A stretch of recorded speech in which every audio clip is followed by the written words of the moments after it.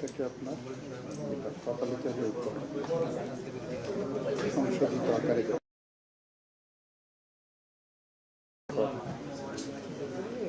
এখানে চলে আসছে।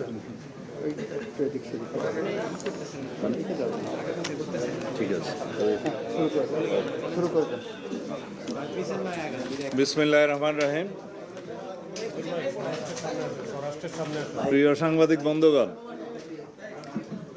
আমি 15 মিনিট পরে এসেছি, সেই জন্য দুঃখ প্রকাশ করছি। 3টার হওয়ার কথা আজকে প্রেস ব্রিফিং। আমাদের আজকের প্রেস ব্রিফিংটা মূলত আইনমন্ত্রী সাহেবই ব্রিফ করবেন আপনাদের। আমি প্রাইমারিলি কিছু ভূমিকা কথা আপনাদেরকে বলি, তারপরে উনি আপনাদেরকে ডিটেলটা জানাবেন। আপনারা সবাই জানেন যে গত 12ই মার্চ অনেক প্রতীক্ষিত প্রত্যাশিত আমাদের এই জাতীয় সংসদের ত্রয়োদশ জাতীয় সংসদের প্রথম অধিবেশনের প্রথম দিন প্রথম বৈঠক শুরু হয়। তারপরে 15 তারিখ একদিন আমরা সংসদ করতে পারি। এরপরে ঈদের লম্বা ছুটি, শবে কদর সহ প্রায় 16 তারিখ থেকে 28 তারিখ পর্যন্ত দীর্ঘ একটা আমাদের ছুটি ছিল। এর মধ্যে পবিত্র ঈদ উল ফিতর সহ অন্যান্য কাজ থাকাতে তেমন একটা রাজধানীতে খুব বেশি কর্মকর্তা এবং আমরা কেউ থাকতে পারিনি। 29 তারিখে আবার পার্লামেন্ট বসে, কিন্তু কনস্টিটিউশন আর্টিকেল 93 অনুসারে 30 দিনের মধ্যে উত্থাপিত সমস্ত অধ্যাদেশগুলোর বিষয়ে নিষ্পত্তি হওয়ার জন্য বাধ্যবাধকতা আছে। কিন্তু আমরা এই ওয়ার্কিং ডেগুলো হারিয়ে ফেললাম। 29 তারিখ থেকে আমাদের হাতে থাকলো এপ্রিলের 10 তারিখ পর্যন্ত। তাতে করে আপনারা গুনে দেখতে পারেন 12-13 দিন সময় আমরা পেয়েছি। তার মধ্যে আমরা লাস্টে ফ্রাইডে স্যাটারডেতেও আমরা সংসদে কাজ করেছি, অধিবেশন চলেছে। হ্যাঁ, 2 দিন বন্ধ ছিল, কিন্তু লাস্টে ফ্রাইডেটাতে আমরা কাজ করেছি। এই অল্প কদিনের মধ্যে এতগুলো অধ্যাদেশ নিষ্পত্তি করা, তার সাথে আইন মন্ত্রণালয়ের ড্রাফটিং উইং, জাতীয় সংসদের সমস্ত উইংগুলো এবং বিজি প্রেস, সংস্থাপন মন্ত্রণালয় সহ যারা সংশ্লিষ্ট ছিল এটা ড্রাফটিংয়ের কাজে, মুদ্রণের কাজে এবং টেবিলে এটা উপস্থাপন সহ যাবতীয় সংসদের কাজগুলোতে সমস্ত কর্মকর্তা কর্মচারীগণ দিনরাত পরিশ্রম করেছে। শেষের দিনে আমাদের সময় স্বল্পতার কারণে কোনো কোনো বিল, কম্পারেটিভ স্টেটমেন্ট এবং বিলের কপি হয়তো আমরা বিলটা উত্থাপনের আগে, খুব বেশি সময় আগে টেবিলে পাইনি। এটা সংসদ সচিবালয়ের হয়তো তারা পরিশ্রম করার পরেও, অতিরিক্ত সচেতনতা থাকার পরেও একটা বলে যে হিউম্যানলি এটা পসিবল হয়ে ওঠেনি। এই বিষয়ে দৃষ্টি আকর্ষণ করা হয়েছে মাননীয় স্পিকারের এবং বিরোধী দলের পক্ষ থেকেও বলা হয়েছে। কিন্তু মাননীয় স্পিকারের একটা এখতিয়ার আছে রুলস অফ প্রসিডিওর অনুসারে। তিনি সময় কন্ডোন করতে পারেন। যখন সংশ্লিষ্ট মন্ত্রী অথবা তার বিকল্প বিলগুলো সংসদে উত্থাপন করার জন্য আগে অনুমতি প্রার্থনা করেন, তিনি আহ্বান জানালে স্পিকার সাহেব, যে মুহূর্তে তিনি অনুমতি মঞ্জুর করবেন উত্থাপন করার জন্য, তখন ধরে নেওয়া হয় তিনি সময় কন্ডোন করেছেন, মার্জনা করেছেন। সেই হিসাবে মাননীয় বিরোধী দলীয় নেতা এবং অন্যান্য কয়েকজন বিরোধী দলীয় সদস্য আপত্তি তুললেও সেইটার জবাব মাননীয় স্পিকার যথাযথভাবে দিয়েছেন। এটা একটা। আমরা আজকে এখানে কয়েকটি বিষয়ে আপনাদের মনোযোগ আকর্ষণ করব।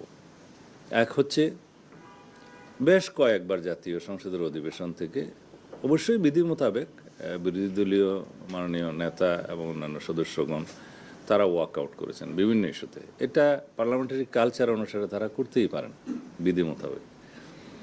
কিন্তু যে সমস্ত ইস্যুতে তারা ওয়াক আউট করেছেন ওখানে কিছু কিছু তথ্য সঠিক ছিল না, ওনারা সঠিকভাবে উপস্থাপন করেনি। হয়তো তারা সরকারি দলের উপরে বিভিন্ন বিষয়ে দোষ চাপিয়েছেন বলা যায়।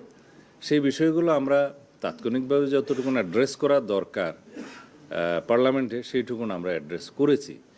কিন্তু ওনারা যখন বাইরে এসে প্রেসের সাথে কথা বলেছেন, তার মধ্যে অনেকগুলো বিষয়ে কথা বলেছেন যেগুলোর বিষয়ে আমাদের এখন বাইরে সেটার আমাদের জবাব দেওয়া প্রয়োজন।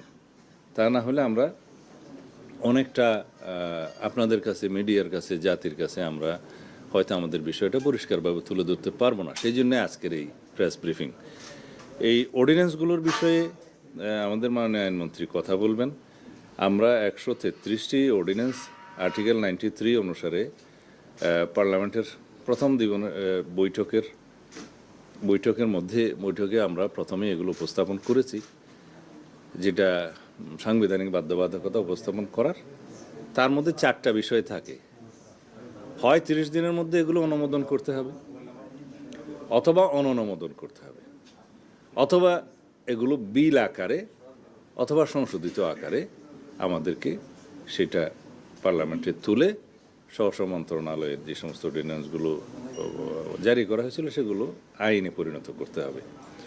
তা আমরা একটা বিশেষ কমিটি জাতীয় সংসদের প্রথম দিকে যেটা করে দিয়েছিলেন মাননীয় স্পিকার, এই সংসদীয় বিশেষ কমিটির প্রস্তাবনার মধ্যেই থাকে তার অ্যাক্টিভিটিস কী হবে, কার্যক্রম কী হবে। তাতেই বলা হয়েছে যেহেতু এখন মন্ত্রণালয় সম্পর্কিত কমিটিগুলো, স্থায়ী কমিটিগুলো এখনও গঠন করা সম্ভব হয়নি, সেই জন্য এই বিশেষ কমিটি অধ্যাদেশগুলো পর্যালোচনা করে সংসদে রিপোর্ট পেশ করবেন। সেটা সংক্ষিপ্ত সময়ের মধ্যে 3টা লং সেশনে আমরা বসে বিশেষ কমিটিতে এপ্রিলের 2 তারিখে সেটা বিশেষ রিপোর্ট সংসদে সেই কমিটির আহ্বায়ক আমাদের মাননীয় সংসদ সদস্য অ্যাডভোকেট জয়নাল আবদিন সাহেব প্লেস করেছেন। তার মধ্যে কয়েকটা ভাগে এটা প্লেস করা হয়েছে। তার মধ্যে 98টি অর্ডিন্যান্সের ব্যাপারে প্রথম ভাগে বলা হয়েছে এটা অ্যাজ ইট ইজ আমরা সংসদে যেভাবে আছে সর্বসম্মতিক্রমে পাশ হবে। এরপরে 16টা অধ্যাদেশের বিষয়ে বলা হয়েছে যে এটা আমরা যাচাই বাছাই করে পরে বিল আকারে সংসদে উত্থাপন করা হবে। তারপরে একটা তালিকা আছে, সেই তালিকার মধ্যে যেগুলো আমরা হেফাজত এবং রহিতকরণ করব সেই তালিকাটা আছে। আরেকটা আছে সংশোধিত আকারে, সেটার সংখ্যা সম্ভবত 15টা। তা এখন সেই বিষয়গুলো আমরা কিভাবে উত্থাপন করলাম, মাননীয় বিরোধী দলীয় নেতা পরে যখন ওয়াকআউট করেন তখন তিনি বললেন যে 91টা বিল এখানে উপস্থাপন করা হয়েছে, 16টা যাচাই বাছাই করে পরে উত্থাপন করা বলে বলা হয়েছে, বাকিগুলো গেল কোথায়? আইনমন্ত্রী সাহেব ফ্লোরে জবাব দিয়েছেন যে 91টার মধ্যেই কিন্তু বাকি 17টা অন্তর্ভুক্ত। কারণ কোনো অধ্যাদেশ জারি হওয়ার 15-20 দিন, 1 মাস 2 মাস পরে দ্বিতীয় সংশোধনী আনা হয়েছে, কোথাও তৃতীয় সংশোধনীও আনা হয়েছে। মূলত অধ্যাদেশ একটা। তো যখন বিল আকার উত্থাপন করা হয় জাতীয় সংসদে, সব অধ্যাদেশগুলোকে এক করে একটা বিল আকারেই উত্থাপন করা হয়েছে। এইটা আমার মনে হয় মাননীয় বিরোধী দলীয় নেতা হয়তো খেয়াল করেননি। সেই কারণে তিনি মনে করেছেন 91টা না হয় প্লেস হলো, 16টা প্লেস হবে না, বাকিগুলো গেল কোথায়? বাকিগুলো এই 91টার মধ্যেই অন্তর্ভুক্ত। তিনি হয়তো এটা খেয়াল করতে পারেন। ডিটেলটা আইনমন্ত্রী সাহেব বলবেন। আর যে সমস্ত বিলগুলো নিয়ে পার্লামেন্টে এই বিশেষ রিপোর্টের মধ্যে মাননীয় বিরোধী দলীয় সদস্যগণ নোট অফ ডিসেন্ট দিয়েছিলেন, এই বিশেষ কমিটির রিপোর্টে হুবহু সেই সমস্ত নোট অফ ডিসেন্টগুলো উল্লেখ করা হয়েছে যেভাবে তারা দিয়েছেন। এবং নোট অফ ডিসেন্টওয়ালা অধ্যাদেশগুলো যেগুলো সংসদে উত্থাপিত হয়নি বা সংশোধিত আকার হয়েছে অথবা রহিত এবং হেফাজতকরণের জন্য উত্থাপিত হয়েছে, এই সব বিষয়ে নজিরবিহীনভাবে মাননীয় স্পিকার 2 মিনিটের জায়গায় কোথাও 10 মিনিট 15 মিনিট করে কয়েকজন সদস্য, বিরোধী দলীয় সদস্যদেরকে কথা বলার সুযোগ দিয়েছেন। তারা দীর্ঘ লিখিত বক্তব্য পাঠ করেছে, আপনারা দেখেছেন। এবং এটাও কিন্তু নজিরবিহীন। তো যে সমস্ত বিষয়ে এগ্রিড হয়েছিলাম সেগুলোর ব্যাপারে আলাদা আপত্তি উত্থাপন করতে পারে যখন বিল উত্থাপিত হবে, অথবা বিল উত্থাপন করার জন্য অনুমতি প্রার্থনা করবে। এই স্টেজটাকে বলা হয় পার্লামেন্টের প্র্যাকটিসে, কেউ আপত্তি দিলে অনেকজন সদস্য সংখ্যা থাকলেও একজনকে এর উপরে কথা বলতে দেয়া হয়। দুই একটা বিলের ক্ষেত্রে আমি দেখেছি মাননীয় স্পিকার কয়েকজনকেও চান্স দিয়েছেন, সুযোগ দিয়েছেন। 2 মিনিটের জায়গায় যেটা আগের ট্রেডিশন 10 মিনিট 15 মিনিট করে দিয়েছেন, এবং সমস্ত বক্তব্যগুলো দেখা গেছে তারা বাইরে থেকে রেডি করে নিয়ে গেছে, which is good, I appreciate it, ready হয়ে যাওয়া ভালো। কিন্তু এটা রচনা আকারে তারা পাঠ করেছেন বিবৃতিগুলো। এরপরেও আমরা কোনো কারণ দেখিনি শেষের দিনে ওয়াকআউট করার। সেটা যেটা হয়েছে জুলাই স্মৃতি জাদুঘর, সেটা হ্যাঁ রিপোর্টের মধ্যে অ্যাজ ইট ইজ পাস করার জন্য সবাই এগ্রিড হয়েছিল, কিন্তু মন্ত্রণালয় যখন বিলটা আনে অ্যাজ ইট ইজ আকারেই আনছে। কিন্তু কোনো বেসরকারি সদস্য যখন কোনো সংশোধনী আনে এবং সেটা যদি রিজনেবল মনে হয় সংসদের কাছে বা সরকারি দলের কাছে, মেজরিটি পার্টির কাছে, তখন সেটা সংসদের বিবেচনায় নেওয়া যায় এবং সেই সংশোধনীটা ভোটাভুটির মধ্যে গৃহীত হয়।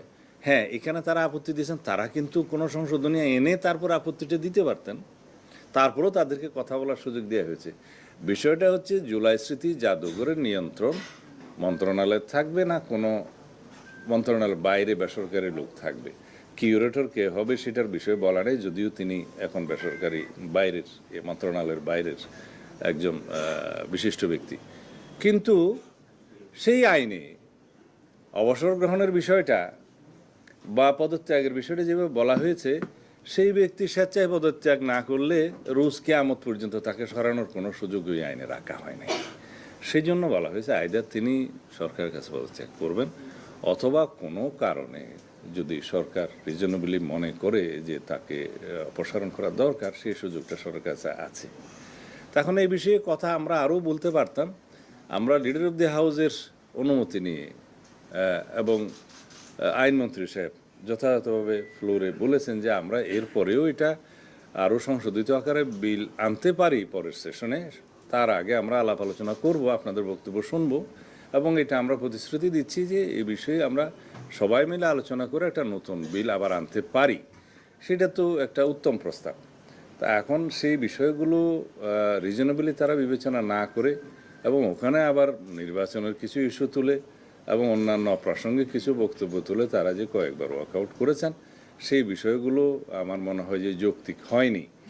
আর কিছু কিছু বিষয়ে কোনো কোনো অধ্যাদেশের বিষয়ে তাদের বক্তব্য ছিল, তা আমরা বলেছি এগুলো আমরা যাচাই বাছাই করে, যেমন গুম অধ্যাদেশ, মানবাধিকার কমিশন অধ্যাদেশ, আর একটা কি বিষয় ছিল আইসিটিটা আসে নাই, আমরা বলেছি প্রসঙ্গক্রমে সুপ্রিম কোর্ট সচিবালয় এবং সুপ্রিম কোর্টের বিচারক নিয়োগ আইন, এগুলো স্টেক হোল্ডারদের সাথে আমরা ব্যাপক আলাপ আলোচনা করব, করে এটাকে আরও এনরিচ করে আমরা পরবর্তী সেশনে নিয়ে আসতে চাই এবং সবাইকে ইনক্লুড করে স্টেক হোল্ডারদের সাথে আলাপ আলোচনা করে তারপরে এই আইনগুলো যদি আরও সমৃদ্ধ করা হয়, সেটা তো জাতির জন্যই ভালো হবে।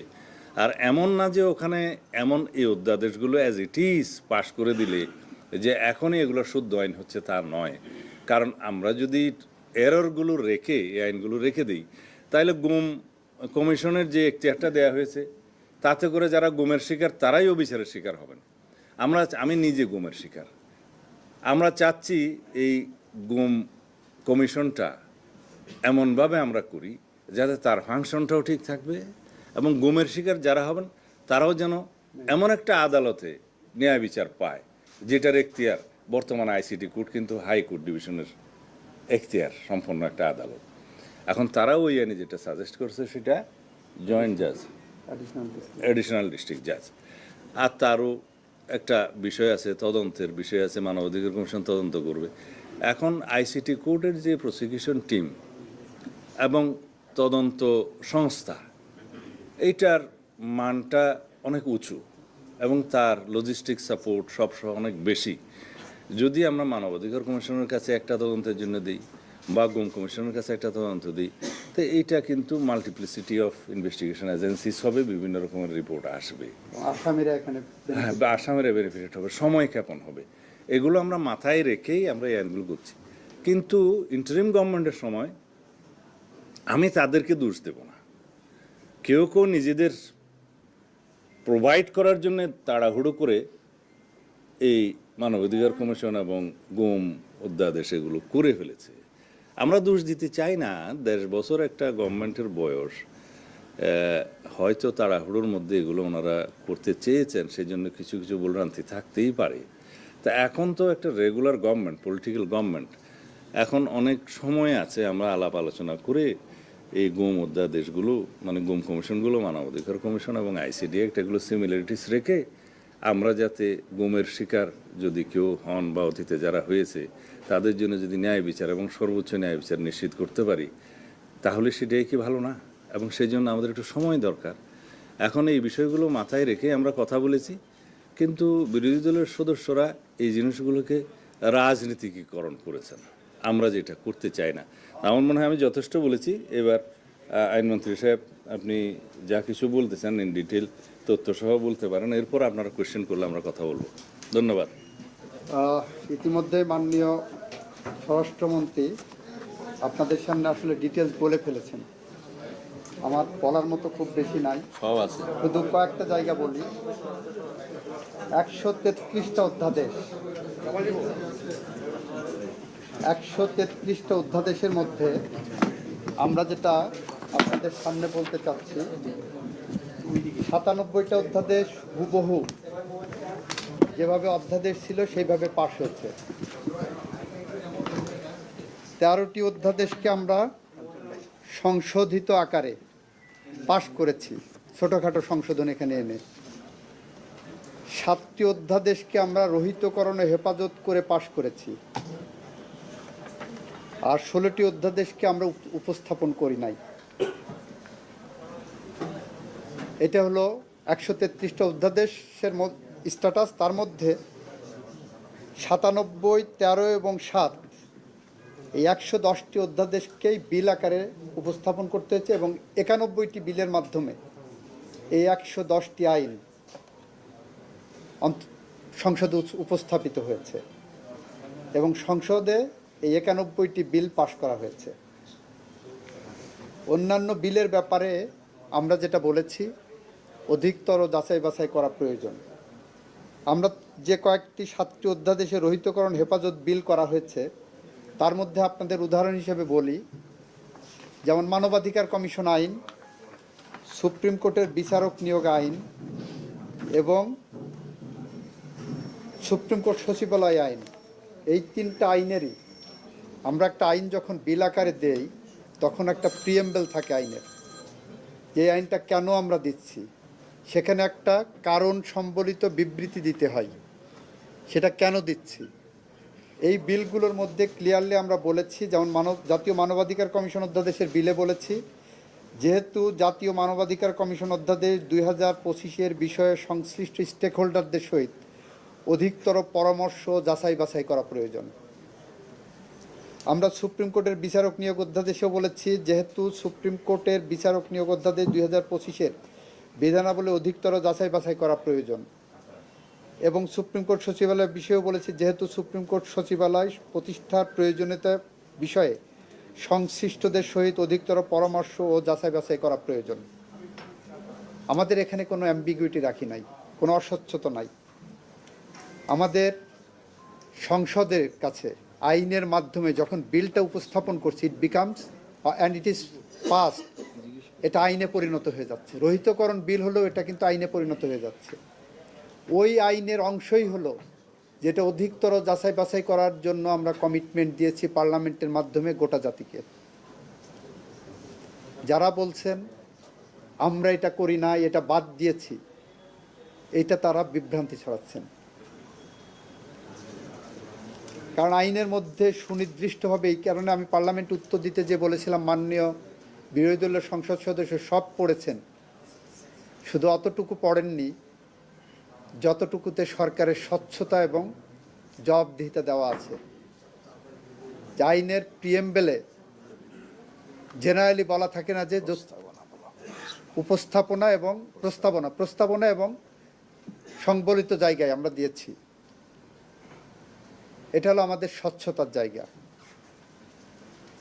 ইতিমধ্যে আমাদের মাননীয় স্বরাষ্ট্রমন্ত্রী বলেছেন, গুম কমিশন নিয়ে যে কথাটা উঠেছে, আপনি গুমের ডেফিনেশন অন্তর্ভুক্ত করলেন আইসিটি একটা আইন পাশ করে, সেইটার থেকে সেখানে ওয়াইড স্প্রেড অ্যান্ড সিস্টেমেটিক গুমকে বলা হচ্ছে। এই আইনের মধ্যে, গুম কমিশন আইনের মধ্যে এটাকে আরবার ডিফারেন্সিয়েট করলেন না। তারপরে যে কি করলেন, গুম কমিশন একটা ডিফাইন করলেন, ডিফাইন করে বললেন মানবাধিকার কমিশনই গুম কমিশন। একটা অ্যাম্বিগুইটি থেকে গেল। ধরেন একজন গুমের শিকার হলো, তার পরিবার গেলেন আইসিটিতে, আইসিটি বললো যে আমি এটা নিতে পারবো। আসামি পক্ষ যে বললো যে আমার তো প্রোটেকশন দেওয়া আছে অন্য আইনে, গুম কমিশন আইনে, আমি আইসিটিতে আসবো না, আমাকে অন্য আইনে নেন। এইটা নিয়ে হাইকোর্টে বিচার বিশ্লেষণ করতে যে কয় বছর যাবে, সেই কয় বছরে গুমের পরিবার আরও হয়রানির শিকার হবেন। এই কারণে আমরা মনে করেছি যৌক্তিকভাবে এটা আরও বেশি যাচাই বাছাই প্রয়োজন। মানবাধিকার কমিশন আইনকে আমরা ব্যাখ্যা করেছি। দেখেন, মানবাধিকার কমিশন আইনে বলা হচ্ছে যে মানবাধিকার কমিশন যে কোনো মানবাধিকার লঙ্ঘনের ঘটনা কারো অভিযোগের ভিত্তিতে অথবা সুমোটো টেক আপ করতে পারবেন, ভালো কথা। তারপরে কতদিনের মধ্যে তদন্তের বা ইসের নির্দেশ দেবেন সেটা নাই, বলছেন যে অনুসন্ধানের দায়িত্ব পাওয়ার পর 30 দিনের মধ্যে প্রতিবেদন দেবেন। 30 দিনের মধ্যে প্রতিবেদন পাওয়ার পর সেইটা তদন্তের যোগ্য কিনা সেটা আবার সিদ্ধান্ত কতদিনের মধ্যে নেবেন সেটাও নাই। সিদ্ধান্ত দেওয়ার পরে 60 দিন পর্যন্ত তদন্ত প্রতিবেদন দেবে। তদন্ত প্রতিবেদন দেওয়ার পরে কি করবেন, দুই পক্ষকে ডাকবেন যদি অভিযোগের প্রাথমিক সত্যতা থাকে। দুই পক্ষকে শোনার পরে 4টা অপশন দেওয়া হলো মানবাধিকার কমিশনের সামনে। এক, জরিমানা করবেন। জরিমানার পরিমাণ কি হবে সেটা আইনে বলা থাকে। এই আইনে জরিমানার কোনো সুনির্দিষ্ট বিধান দেওয়া নাই। 2, ক্ষতিপূরণ দিতে পারবেন। ক্ষতিপূরণের পরিমাণ কি হবে সেটাও আইনে একটা গাইডলাইন দেওয়া থাকে। এই আইনে সে ধরনের কোনো গাইডলাইন নাই মানবাধিকার কমিশনে। 3, উনি অন্য কোনো ফোরামে অভিযোগ করতে পারবেন, যিনি অভিযোগ মানবাধিকার লঙ্ঘনের শিকার হয়েছে, উনি মামলা করবেন না অন্য কোথাও যাবেন সে ব্যাপারে পরামর্শ দিতে পারবেন। ইতিমধ্যে 1 বছর 1.5 বছর কেটে যাবে শুধু এই পরামর্শটুকুর জন্য। আর 4, মানবাধিকার কমিশন বাদী হয়ে মামলা করতে পারবেন। তো এক ব্যক্তি, একই সংস্থা যখন দুই পক্ষকে ডেকে শুনানি করে একটা জিনিস নিষ্পত্তি করছেন কোয়াসি জুডিশিয়াল অথরিটি হিসাবে, এরপর উনি মামলার বাদী হচ্ছেন, এই আনাবুনিগুলো প্রশ্ন আসবে আইনে, এবং যারা মানবাধিকার লঙ্ঘন করবেন তারা এটার সুযোগ নেবেন। আমরা বলেছি এইগুলো যাচাই বাছাই হওয়া প্রয়োজন। এইগুলো নিয়ে আমরা সবগুলো আইনি যাচাই বাছাই করার প্রক্রিয়া নিয়েই ইতিমধ্যে আজকে আমি আমার অফিসকে বলেছি 15ই মের পরে মানবাধিকার কমিশনের আইন নিয়ে আমরা ডিসকাশনের জন্য উদ্যোগ নিয়েছি। যে কোনো দিন হয়তো স্টেক হোল্ডারদের ডাকবো, আপনারা জেনে যাবেন। সুতরাং 133টা আইনের মধ্যে আমরা আরেকটা তথ্য আপনাদের দিতে চাই। 2007 থেকে 2009 পর্যন্ত যে তত্ত্বাবধায়ক সরকার ছিল, তথাকথিত 111 গভর্নমেন্ট, সেই সময়ে 122টি অধ্যাদেশ জারি হয়েছিল। 122টির মধ্যে মাত্র 54টা অধ্যাদেশকে আইনের পরিণত করা হয়েছিল, বাকিগুলো সব অটোমেটিক ল্যাপস করা হয়েছিল। আমরা সেই তুলনায় 117টাকে মোটামুটি আইনে পরিণত করেছি। বাকিগুলো কমিটমেন্ট আছে, বাকিগুলোর ব্যাপারে আমাদের কমিটমেন্ট আছে, আমাদের স্যার কোনো অভাব নাই। যদিও যে অধ্যাদেশগুলো তত্ত্বাবধায়ক সরকার করে গেছেন সে বিষয়ে আপনার দৈনিক প্রথম আলোতে আজকে না কালকে একটা রিপোর্ট ডক্টর স্বাধীন মালিকের একটা সাক্ষাৎকার এসেছে, যে সাক্ষাৎকারটা খুব স্বব্যাখ্যায়িত, যে অন্তর্বর্তীকালীন সরকার অধ্যাদেশ কখন জারি করার প্রয়োজন, ইমার্জেন্সি কোনো কিছু হলে। তাছাড়া অন্তর্বর্তীকালীন সরকারের পক্ষ থেকে 133টা গণহারে যে অধ্যাদেশ করে গেছেন এর মৌলিক প্রয়োজনীয়তা নিয়ে প্রশ্ন তুলেছেন ডক্টর স্বাধীন মালিক। মৌলিক প্রয়োজনীয়তা এবং ভেরি ফান্ডামেন্টাল এটা, কিন্তু আমরা ওই বিবেচনাতে আনিনি। পার্লামেন্টের কাছে আমরা খুব স্বচ্ছতার সাথে যেভাবে আনা প্রয়োজন আমরা সেভাবে এনেছি। আপনাদেরকে অশেষ ধন্যবাদ। আমাদের সাথে আছে, আমি প্রথমে ভুল করেছি যে পরিচয় করে দিয়ে আমার উচিত ছিল, যদিও ওনার পরিচয়ের কোনো প্রয়োজন নেই। তিনি আমাদের অনেকবার নির্বাচিত সংসদ সদস্য, জাতীয় সংসদের মাননীয় চিফ হুইপ জনাব নুরুল ইসলাম মনি এমপি।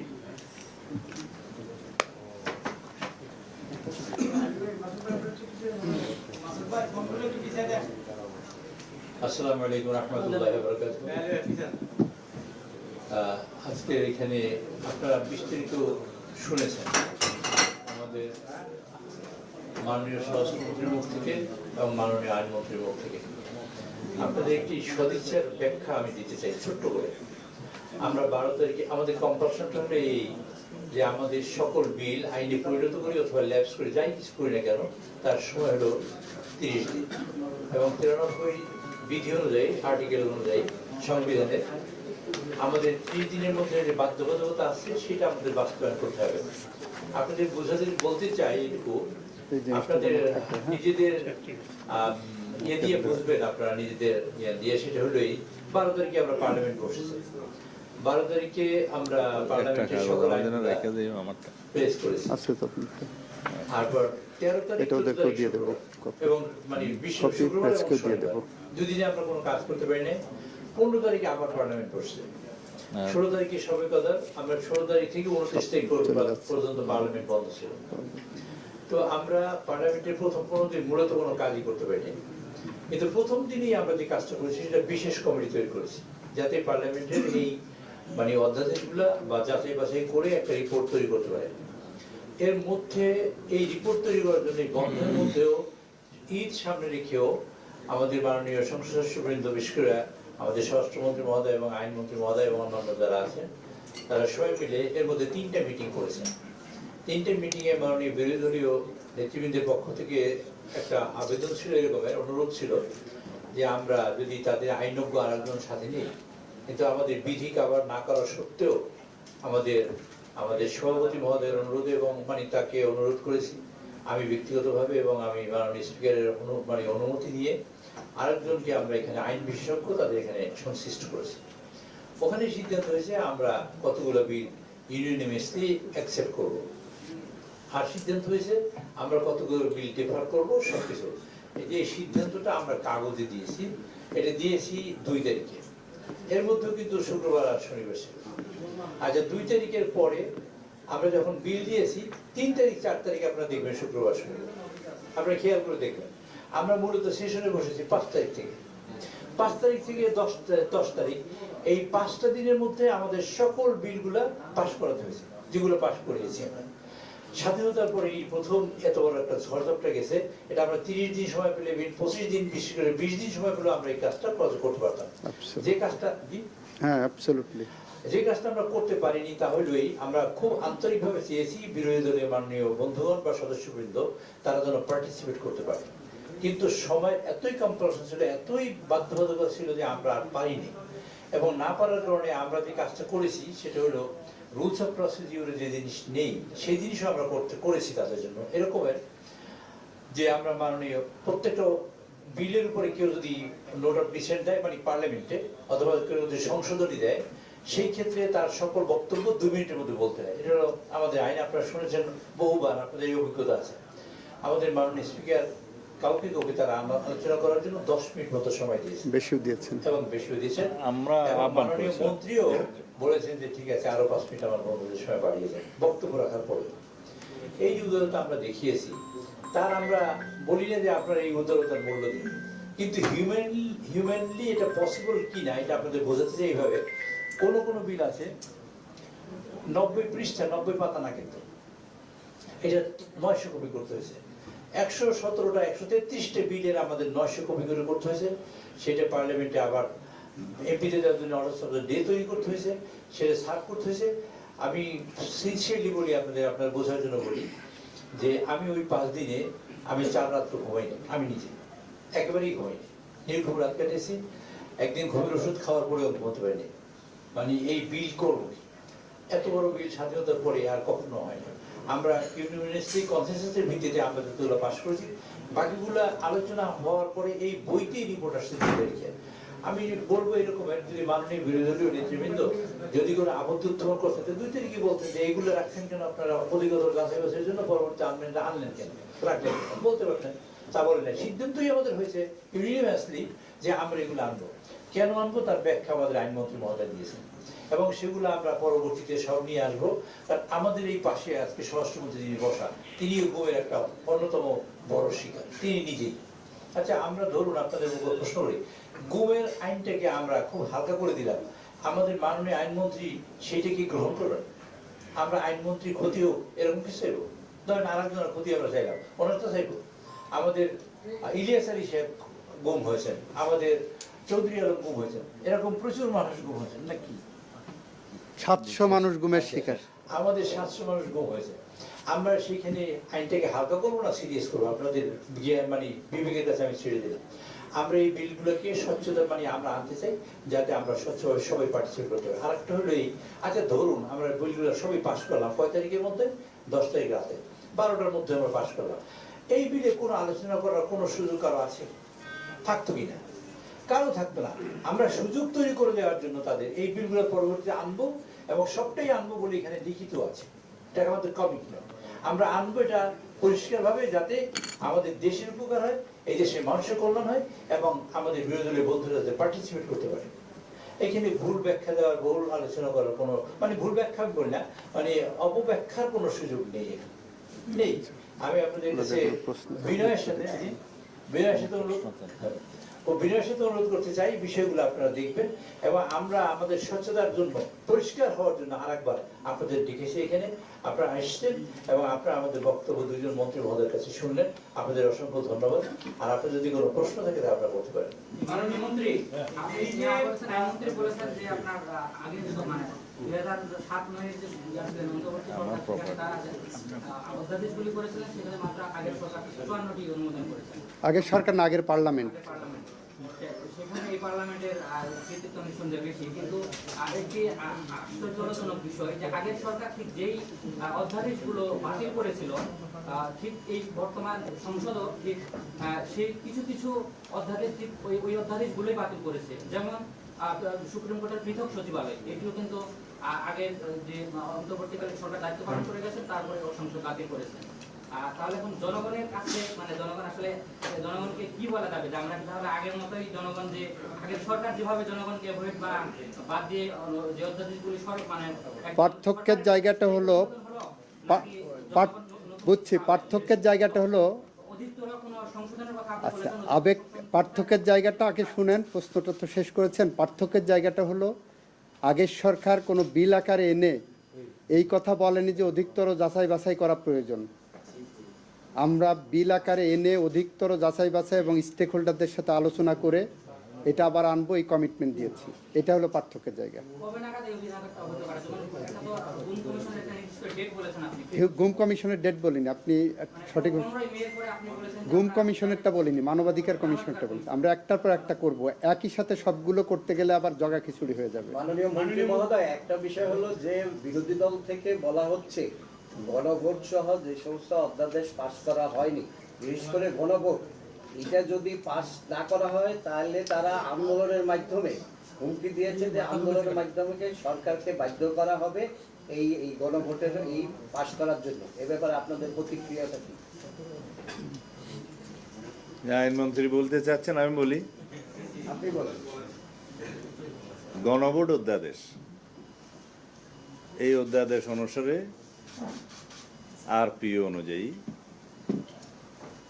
নির্বাচন কমিশন গণভোট অনুষ্ঠান করেছে একই ডেটে, আলাদা ব্যালট। সংবিধানের 142 অনুচ্ছেদ অনুসারে সাংবিধানিক যে গণভোট, এই গণভোট সেই গণভোট না। 142 অনুচ্ছেদ অনুসারে যে গণভোট, সেটা হচ্ছে সংবিধানের প্রস্তাবনা, আর্টিকেল 8, 48, 56, 142 প্রস্তাবনা। এই সমস্ত বিষয় আর্টিকেলগুলোতে যদি কোনো সংশোধনী আসে, তাহলে রাষ্ট্রপতি এটা অনুমোদন করার আগে গণভোট দিতে হবে, সেই গণভোট। আমরা জাতীয় ঐকমত্য কমিশনে এই গণভোটের প্রস্তাব করেছিলাম, আমিই করেছিলাম।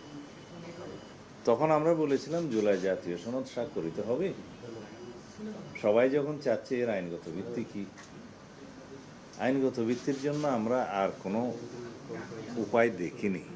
সবাই বললো এটা জনসম্মতি নেওয়ার দরকার। আমরা বললাম নেওয়া যেতে পারে। তখন এই গণভোটের জন্য একটা অধ্যাদেশ করতে হয়েছে। প্রশ্নগুলো থাকার কথা ছিল জুলাই জাতীয় সনদে জনগণ সম্মত আছে কি না, অথবা না। এই অধ্যাদেশ জারির আগে এবং জুলাই জাতীয় সনদ জাতীয় সকল রাজনৈতিক দলের রাজনৈতিক সংস্থার দলিল হিসাবে ঐতিহাসিকভাবে স্বাক্ষরিত হওয়ার পরে ইন বিটুইন দিস টাইম একটা রাষ্ট্রপতিকে দিয়ে আদেশ জারি করিয়ে দেওয়া হলো, যে আদেশ জারির ক্ষমতা রাষ্ট্রপতির সাংবিধানিকভাবে ছিল না, নাই। জুলাই জাতীয় সনদেও সে আদেশ, জুলাই জাতীয় সনদেও সে ধরনের অথরিটি দেয়নি, নাই। এখন সেই আদেশের মধ্যে এমন কিছু বিষয় অন্তর্ভুক্ত করা হলো এবং তার পরবর্তীতে সেই আদেশের কিছু অংশ উদ্ধৃত করে গণভোট অধ্যাদেশ জারি করা হলো। সেগুলো বাই নাও হাইকোর্টে চ্যালেঞ্জ হয়েছে দুইটা আলাদা রিটে। এই যে রাষ্ট্রপতি আদেশ তো জারি করতে পারেন না, সেটা একটা রিট, এবং গণভোট অধ্যাদেশের সার্টেন প্রভিশন মানে সেকশন এবং আদেশের টোটাল সেটা চ্যালেঞ্জ হয়েছে কনস্টিটিউশনাল কিনা।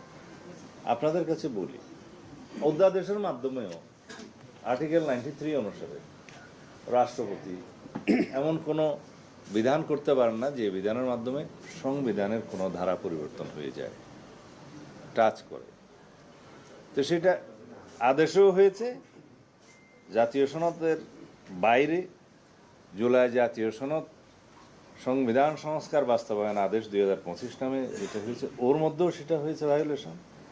এবং গণভোট অধ্যাদেশের যে প্রশ্নের মধ্যে এবং আদেশের মধ্যে যে জনসংস্কার পরিষদের নামে যে সমস্ত বডি ফরমেশনের কথা, শপথ নেওয়ানোর কথা, 180 দিনের ভিতরে সংবিধান সংশোধন হয়ে যাওয়ার কথা ইত্যাদি অনেকগুলো দিয়ে একটা নিউ কনস্টিটিউশনাল অর্ডার জারি করার মতো হয়েছে। তো সেই জন্য এই আইন অধ্যাদেশ এবং আদেশটা যেখানে হাইকোর্টে চ্যালেঞ্জ হয়েছে, সেটাও পরে হাইকোর্ট কি বলে দেখি। কিন্তু আমার রাজনৈতিক বক্তব্যটা আমি বলি এখন, এই কথা শেষ হয় না। গণভোট অধ্যাদেশের অনুমূলে গণভোট অনুষ্ঠিত হয়েছে এবং গণভোটের বৈধতা প্রশ্ন সেটা যখন আমরা এই সরকারের মানে ইন্টারিম গভর্নমেন্টের সমস্ত বিষয়াবলী যখন আমরা লেজিটিমেসি দেব সাংবিধানিকভাবে চতুর্থ তফসিলে, তখন তাদের সমস্ত এই কর্মকাণ্ডগুলো বৈধতা পেয়ে যাবে। আর আইন হিসাবে বিল আকারে এটা কেন অনুমোদিত হয়নি, এই তো আপনাদের কথা। এটা তো ফ্যাক্টাম ব্যালট, এটা ঘটনাক্রমে সিদ্ধ। অধ্যাদেশ জারি হয়েছে, গণভোট অধ্যাদেশ, গণভোট অনুষ্ঠিত হয়েছে এবং সেটার বৈধতা আছে। এটার বিষয়ে নতুন করে আইন করে এটা নিয়ে আগামীতে তো এর উপরে কোনো গণভোট হবে না। ভবিষ্যতে যদি কোনো গণভোট করতেই হয়, আইদার সাংবিধানিক গণভোট হবে আর্টিকেল 142 অনুসারে, অথবা যদি বাইরে, যেহেতু সংবিধানে এমন কিছু বলা নাই যে আর কোনো গণভোট কোনো বিষয়ে করতে পারবে না সরকার চাইলে, সুতরাং সেটা যদি করতে চায় অন্য কোনো বিষয়ে, সেটা আলাদা একটা আইন পাশ করতে হবে। সেই হিসাবে তখন একটা নতুন গণভোট যদি প্রয়োজন হয় হতে পারে। সুতরাং এইটা হুমকি দেওয়ার কোনো বিষয় নাই, এটার বৈধতা তো আছে, অবৈধতা বলছি না। এবং ওভারঅল সংবিধানের চতুর্থ তফসিলে যখন বিগত গভর্নমেন্টের সকল কর্মকাণ্ডকে কিছু একটা বাদে আর কি, দুই একটা বাদে বৈধতা দেয়া হবে, তখন সেটা লেজিটিমেট হয়ে যাবে। Everything covered by the 4th schedule হয়ে যাবে তখন। ধন্যবাদ। আমার একটি প্রশ্ন ছিল, সেটি হচ্ছে যে সংসদ সচিবালয় যেটা সুপ্রিম কোর্ট যে সচিবালয়, এটা যখন আইনটা পাস হয়, যখন এটা অন্তর্বর্তী সরকার তখন আমি যেটা জানি আপনি অ্যাটর্নি জেনারেল ছিলেন। এখন আপনারা বলছেন যে এটা আরো যাচাই বাছাই করার জন্য আপনারা আবার স্টেক হোল্ডারের সাথে বসে মিটিংগুলো করুন। আমরা জানি অন্তর্বর্তী সরকার প্রায় 6 মাস বিভিন্ন বৈঠক করতে করতে রাষ্ট্রে অনেক টাকা বলা যায় অপচয় করেছে। তো ওই সময় যখন আপনি অ্যাটর্নি জেনারেল ছিলেন, এটা কি ওই তৎকালীন ওরা কি আপনাদের সাথে কোনো আলোচনা করে নাই? অ্যাটর্নি জেনারেল আইন প্রক্রিয়ার সাথে, আইন প্রণয়নের সাথে সম্পৃক্ত থাকে না। এই আইনটা নিয়ে যখন আমার সাথে কথা লাস্টের দিকে উত্থাপন করেছিল, আমি বলেছিলাম যে এই ধরনের আইন এই মুহূর্তে আরও বেশি ইনডেপথ স্টাডি না করে করাটা সমীচীন হবে না। যদিও ওনারা আমার কাছে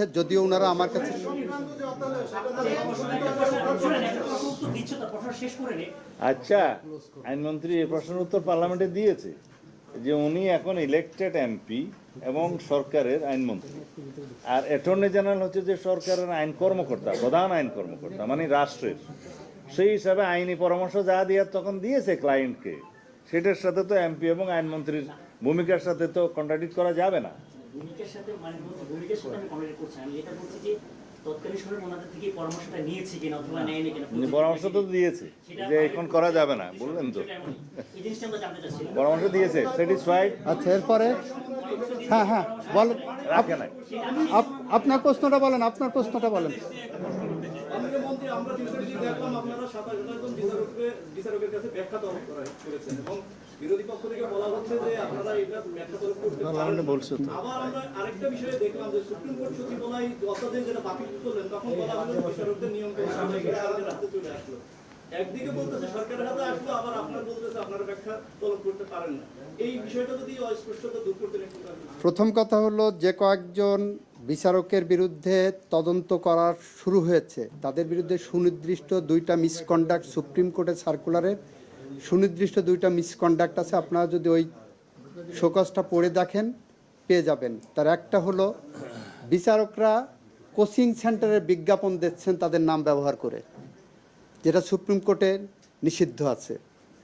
আর একটা হলো, ফেসবুক সোশ্যাল মিডিয়া ব্যবহারের ক্ষেত্রে বলা আছে বিচারকরা কিভাবে সোশ্যাল মিডিয়া ব্যবহার করতে পারবেন কি পারবেন না। সেখানেও তারা সোশ্যাল মিডিয়া ব্যবহারের ক্ষেত্রে তাদের মিসকন্ডাক্ট দেখাচ্ছে অ্যাপারেন্টলি আছেন। এবং এই ক্ষেত্রে আইন মন্ত্রণালয়কে আইনে ক্ষমতা দেওয়া আছে প্রাথমিক তদন্ত করে সুপ্রিম কোর্টকে পাঠানো। এই ধরনের মিসকন্ডাক্ট যখন হচ্ছে, আইন মন্ত্রণালয় আইনের পেরিফেরির মধ্যে থেকেই সুপ্রিম কোর্টকে এই বিষয়টা তাদের কাছে পার্লামেন্টও বলেছি আমরা। এখানে কোনো অ্যাম্বিগুইটির ব্যাপার নেই। একটা, দ্বিতীয়ত হলো ওনার দ্বিতীয় প্রশ্নের উত্তর, যেটা সুপ্রিম কোর্ট তো আমরা পার্লামেন্টেও বলেছি বিচারকরা স্বাধীন। আপনারা শুনেছেন পার্লামেন্টে আমরা বলেছি যে একজন সহকারী জজের ট্রান্সফার বা বদলি, ডিসিপ্লিনারি অ্যাকশন, পদোন্নতি, কোনো কিছুই দেওয়ার ক্ষমতা আমাদের এককভাবে না। এটা সুপ্রিম কোর্ট যদি অ্যাপ্রুভ না করেন এটা আমরা করতে পারি না। তারা তাদের ফাংশনিংয়ের ক্ষেত্রে যেমন স্বাধীন, একইভাবে চাকরি তাদেরটা প্রোটেক্টেড। মাননীয় স্বরাষ্ট্র মন্ত্রী যদি মনে করেন কোনো ডিআইজি, কোনো এসপি প্রপারলি ফাংশন করছেন না, উনি তাৎক্ষণিক নিতে পারবেন। আইন মন্ত্রণালয় থেকে এটা কিন্তু কোনোভাবেই সুযোগ নেই। Let it be very clear. আইনমন্ত্রী আইনজীবী তো, শোনান, আস্তে আস্তে আস্তে আস্তে, আচ্ছা পরে দেখতেছি। এই যে এইটা আইনমন্ত্রী সাহেব তো একজন সর্বোচ্চ মানের আইনজীবী, তো বিচারকরা যে স্বাধীন বলছে এটার একটু ব্যাখ্যা বলি। সংবিধানে 115 যায় দেখবেন আর কি, বিচার কার্য পরিচালনায় বিচারকরা স্বাধীন।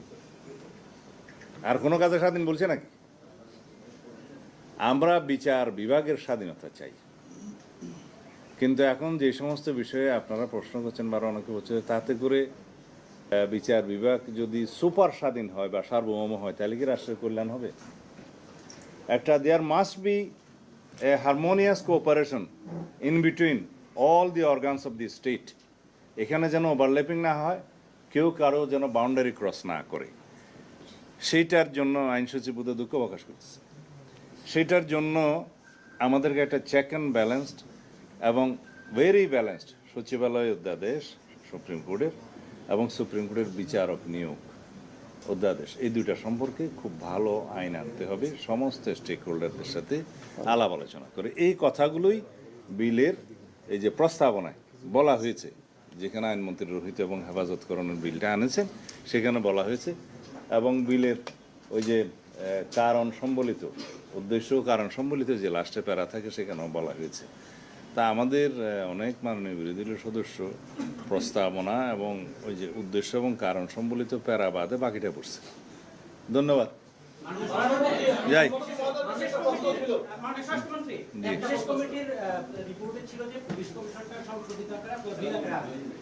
হ্যাঁ হ্যাঁ হ্যাঁ, এটা উত্থাপন করা হয়নি, এটা কেন? আরেকটা হচ্ছে যে বিরোধী আমরা কেন জবাব তো দিয়েছি যে আমরা সংশোধিত আকারে যাচাই বাছাই করে আমরা আনবো, এটাই তো কেন উত্তর। না, কথা ছিল যে বিল আকারে এই ইয়াতেই আনা হবে। কোথায় বলা হয়েছে? বিশেষ কমিটির প্রতিবেদন তো আমার সামনে আছে, এটা আপনি কোথায় পেলেন? হতে আছে, হ্যাঁ, এখানে বলা হয়েছে এই যে, হতে সম্ভবত এটা আছে, হ্যাঁ হতে আছে। কি বলেছে? এটা অ্যামেন্ডমেন্ট করে এই অধিবেশনে তোলার কথা ছিল, কিন্তু সেটা কত নম্বর? আমার সামনে ডকুমেন্টটা নাই, কিন্তু আপনি যদি আমার কাছে আছে, নম্বর আছে, দেখতেছি। এটা আছে, এটা হচ্ছে সংশোধিত আকারে সংসদের বিল, সংসদ উত্থাপনের সুপারিশকৃত 15টি দেশের বিল। সংশোধিত আকারে আমরা কেন আনি না? এই তো, এটা আমরা কি এনেছি? রহিত এবং হেফাজতকরণ, তাও আনি নাই, যেহেতু এটা একটা টাপন হয় নাই। এই বিলের মাধ্যমে কোনো একটি পয়সাও খরচ হয় না, একটা পদও নিয়োগ করা হয় নাই, সুতরাং এটা হেফাজতের দরকার নাই, এটা রহিত হয়ে গেছে। তা আমরা পরের সেশনে এটা আনবো, এটাতে এই সেশনেই আনবো, এরকম কোনো বাধ্যবাধকতা নাই। এখানে বলা আছে সংশোধিত আকারে সংসদে, খেয়াল করেন, সংশোধিত আকারে সংসদে বিল উত্থাপনের জন্য সুপারিশকৃত 15টি অধ্যাদেশের তালিকা। সংসদ কি শেষ হয়ে গেছে? কথা ছিল যে এটা সংসদে উঠবে তো।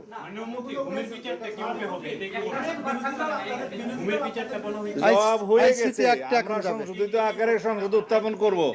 সংসদের মেয়াদ আছে তো, অধিবেশন তো আরো হবে। হ্যাঁ, কি ওইটা আমরা যাচাই বাছাই করছি, ওইটাই যাচাই বাছাই করছি। ওই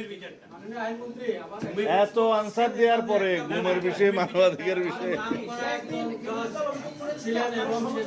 একটা মিনিট, কি আপনার প্রশ্নটা কি বলেন? সবাই একসাথে বসে। আমরা একটা পত্রিকায় লিড নিউজ দেখলাম, সেখানে বলা হয়েছে যে একজন আইনজীবী মাজদার হোসেন, তিনি 120 কোটি টাকা মক্কেলের কাছ থেকে হাতিয়ে নিয়ে 100 কোটি টাকা। আর 5 কোটি কম বলছে। সাবেক চেয়ারম্যান ছিলেন, মাজদার হোসেন সাহেবের ওই রিপোর্টটা আমি পড়েছি, 2টা পত্রিকায় এসেছে, দেখেছি।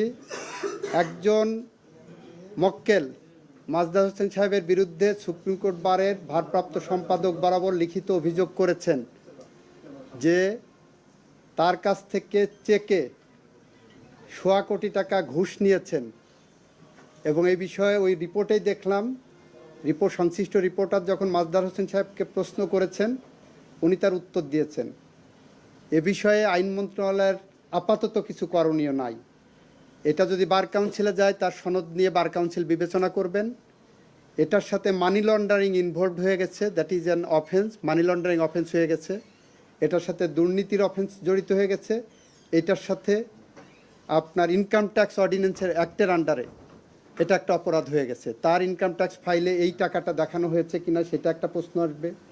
এটা মানি লন্ডারিং উপাদান আছে কিনা এবং দুর্নীতির সাথে ইনভলভ হয়ে গেছেন, সংশ্লিষ্ট কর্তৃপক্ষ এটা দেখবেন। এটা আইন মন্ত্রণালয়ের আপাতত এখানে কিছু করণীয় নাই। সবাইকে ধন্যবাদ। চলুন, thank you, thank you.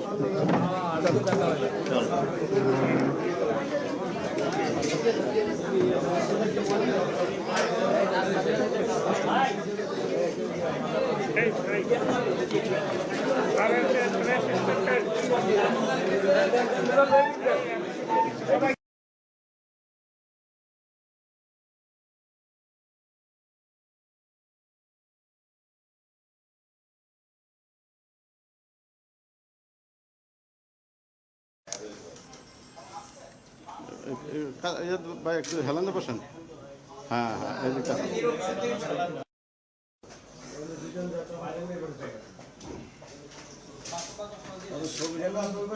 Nero, এদিকে এসে বলো।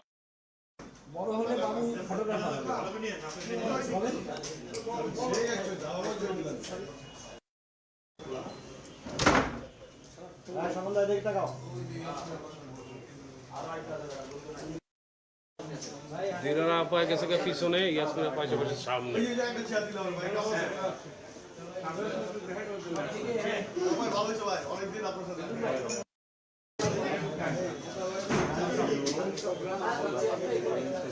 হাতে নেই কারণ